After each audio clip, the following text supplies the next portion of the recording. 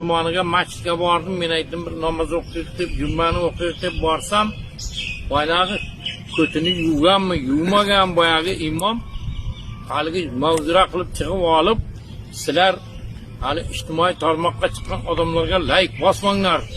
Sizlar ularga qarshi kommentariy yozmanglar deb mana shunday haligi g'iybat ishlarini aralashtirib, yana imom bo'lishiga qaramasdan Peygamberimiz Muhammed Mustafa sallallahu aleyhi ve sellem diyem haligi gapirib aytmagan gaplarni gapirdi, mana shunday deganlar deb xalqni ahmoq qilib o'tiribdi.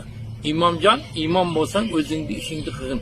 Ko'tinga 4 changal suvingni urg'inda namozingni o'qin. Ijtimoiy tarmoq bilan sening nima ishing bor?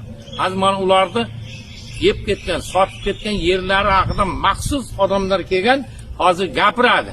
Sen bu yerlarni xalq talon-taroj qilayotgan yerlarni qayta sen uni yonini bosib, unga patqanchilik qilib yursan, imom bo'lmay o'lgur. Sen xalq tarafini olsang bo'lmaymi? Nima ishing bor sen? Viloyat hokimi bilan nima ishing bor? Boshqasi bilan nima ishing bor? Nima uchun viloyat hokimi masjid ishiga aralashadi u?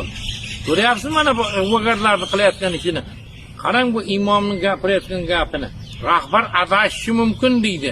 Ularni deydi adashganligi uchun deydi sizlar deydi haligi like bosib ijtimoiy tarmoqqa chiqqan odamni qo'llab-quvvatlamanglar deydi. Buning gapini qarang. Ey sen agar iymoning bo'lsa aytgin, xalq haqini tuya qilib jeb ketayotgan odamga mard bo'lsang borib nasihat qil.